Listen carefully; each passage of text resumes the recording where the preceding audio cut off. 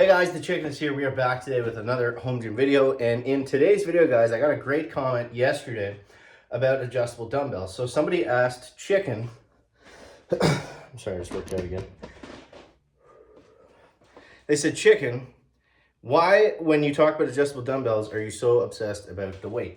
And yeah, it's great that the Pepins or the Repins, whichever ones you're looking at, go up to 120 pounds, or I think they actually go up to 160 on some of the heavier sets. Might be wrong. But why is that so important? Why is that so important? Number one, cost. When we look at cost of adjustable dumbbells compared to a fixed rack of dumbbells, that's what gets expensive. It's not the 5 to 60. You can get those fairly cheaply.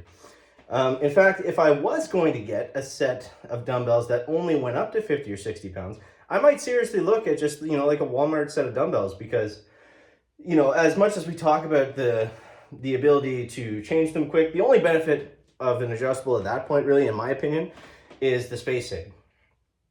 I think every other aspect of having a fixed set of dumbbells is better than adjustable dumbbells, except for price and space, right? That's why we look at these things. So when you look at, like, just to finish my first thought, I guess, a set of 5 to 60, it's fairly small, it's fairly cheap, and you get all the benefits of having all the little dumbbells. Just be able to grab them, pick them up, warm up, do your rotator stuff, whatever you want to do, and then set them back down. The benefit of the adjustable is it's not nearly as expensive to get the heavier ones, right? When we're looking at a full set. So why also is that important? So there's like the finance budget reasons.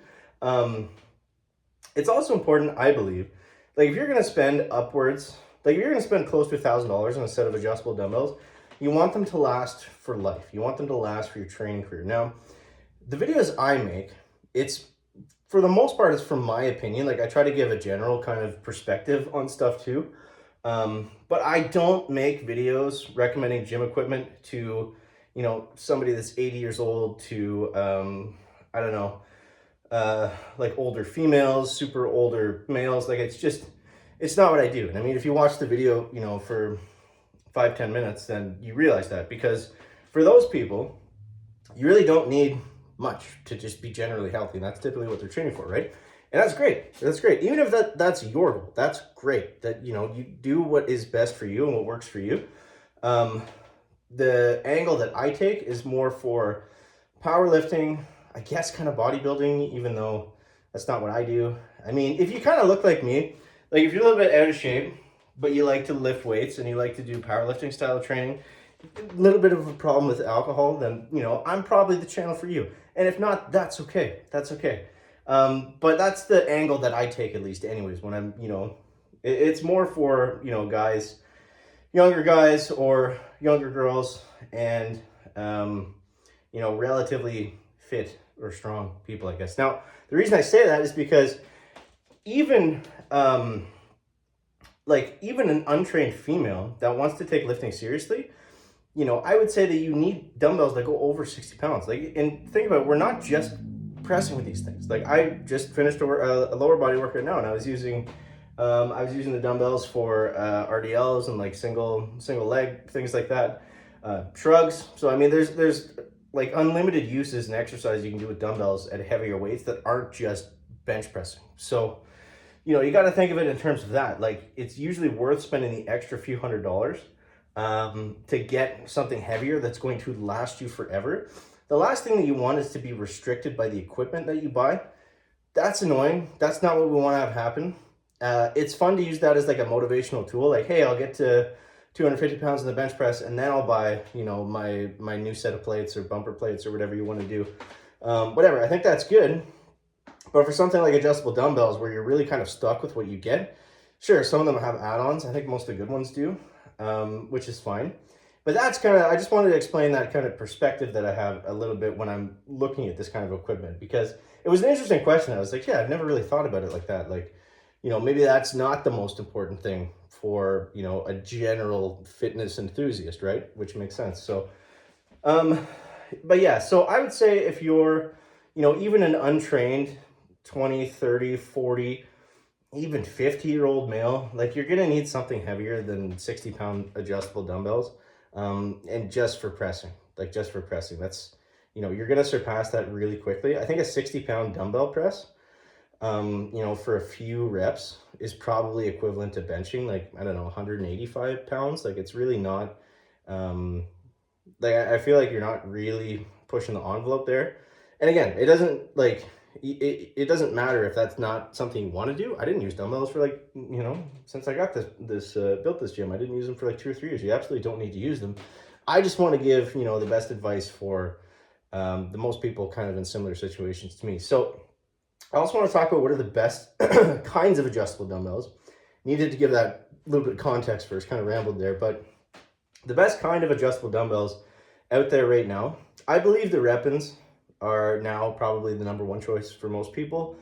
I would say the Repins, you know, I feel like Iron Masters don't really have as much of a place on this list now that the Repins have came out, or the Pepin dumbbells, because the Iron Masters were kind of like your super heavy duty, built really well, feel really nice, you know, not as expensive as I think the fanciest version of the power blocks you could get. So I feel like those were kind of in the sweet spot for like most people that wanted to spend, you know, a decent amount of money for a set of adjustable dumbbells that were going to last them for a very long time. I feel like those kind of got pushed into a weird spot. I think the Repin, or not the, I think the Rep Fast Series, the ones that go up to 60 pounds, I think for that price, for the build of it, like Rep seems to be slowly just taking over everything. Like I feel like they've kind of surpassed Rogue at this point in terms of just options and stuff that you can get from them, and the budget and the shipping and the customer service, like it's in the warranty, like it's all really good. I would say those ones up to 60 pounds, like I would probably recommend those to everybody if you wanted to do like a not super heavyweight, something that's still really good. I can do a lot with it and it's going to last a long time and I'm going to be happy with it. Like I think that would be you know, a good option for a lot of people as like a secondary thing if we're looking at it in terms of like best, moderate for most people, and then super budget. So in terms of super budget, I would say, you know, we'll stay at 60 pounds. We'll stay at 60 pounds to do this, but for super budget, that's where I would start looking at something like the Dumbbells, and that go up to, I don't know if they have cheaper ones. I think they have Dumbbells that go up to 50 pounds, right? That are cheaper. They're like $300 or something like that. Now, the Dumbbells, they're not as durable. They're not going to last as long. Like you can't drop them because they have plastic components and stuff. But for a budget thing, that's still nice and still very quick to change, and it's still going to work well and not take up a lot of space. And like, say if you're just using a gym as like a spare room kind of thing and you want to be able to push your stuff away when people come over or use the room for something else, I think the Dumbbells would probably be the right choice in that situation because, like I said, they're cheap, they're going to work, you're not really going to have issues with them, you're limited by the weight, and you're limited by the durability, but I think it's the best option kind of in that situation. So I would go Repins, the Repins, Pepin, whatever. I'd say Pepin if it wasn't the Rep style ones, but the Pepins, then the Rep Quick Draw, and then the Dumbbells. That would be kind of my 1, 2, 3. So you guys let me know if you agree or disagree and what your list would be down below in the comments. I missed a couple of new ones that came out that I really haven't looked into. True Lap, I think it's what it's called. I saw Matt Pendergraph post a lot about some of these. So those are kind of like mid to high because they're a little bit more expensive.